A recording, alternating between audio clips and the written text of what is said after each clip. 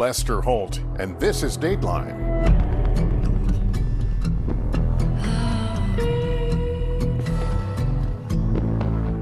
I'm Keith Morrison, and this is Foul Play at Fall Creek. Peaceful, idyllic Indianapolis. Some would call it the heartland of our country, where Midwest values and politeness are the standard.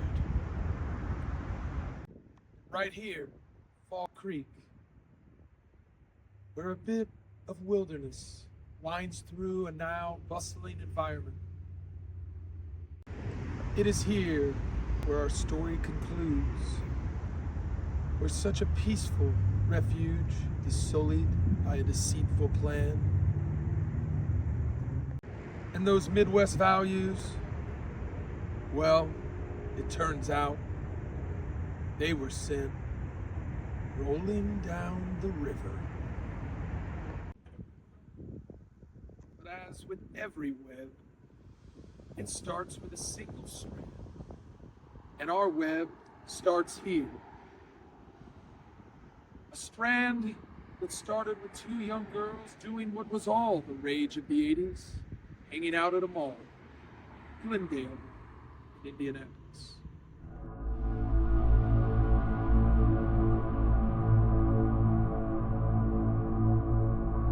Kim and Kate, just two normal Midwestern gals, smart, polite, and, well, not afraid to get into a little harmless trouble. Kim's daughter, Brooke, was willing to sit down with Dateline and tell us about their friendship.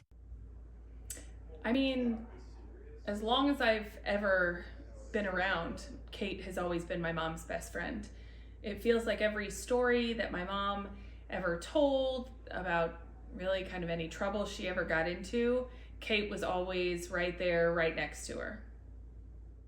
But unfortunately for Kim and Kate, their day at the mall took a turn for the worse.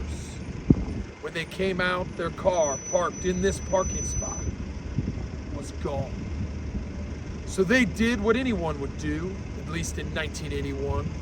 They found a payphone and they called the authorities. The officers took a report. The car was a white 1977 Audi 100. The cops would go through the motions, but the officers had little hope of finding it and advised Kate to turn it in to her insurance. Kate did just that.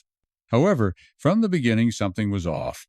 Dateline spoke with Progressive's insurance investigator Mike Mitchell, who looked into the case back in 1981. Officer Mitchell, do you remember when the claim was turned in?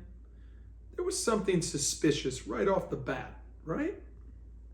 Well, it was strange to have a car stolen from a busy parking lot, and some of Kate's comments earlier in the interview were a bit strange, but honestly, I don't recall much. I mean, I have no idea what happened. I just really need my car back. I just hope somebody didn't dump it at Fall Creek. That's right, Fall Creek. Could it really be? Was it all just a plan? A scheme? Just a play for insurance money? Well, it turns out we were able to speak to Kate. I have no idea what you're talking about. No comment. With all this suspicious activity, this squirrely business, is this something that's still being investigated? What? You serious? Retired like 15 years ago. Made like $30,000 a year after taxes. I'm an insurance agent. Can I go now? Well, the authorities may have closed this case, but Dateline hasn't. We were able to obtain a secret recording of Kim admitting to the whole scheme. One of our undercover investigators interviewed her with a wire, and oh my, did she have a lot to say. He said it was stolen, and somebody... And water damage permanently guarantees that it's going to be total. But it was actually driven into the drink by Kate. So let's get right to it.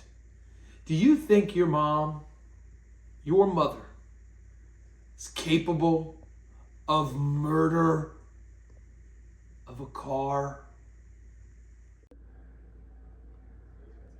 What?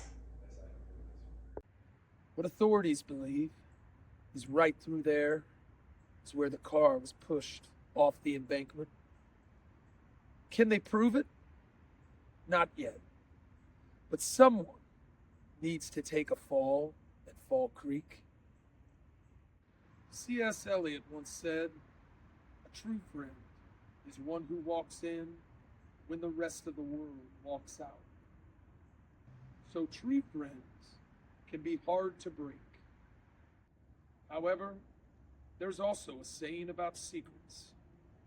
A secret can be a promise, but it also is a kind of prison.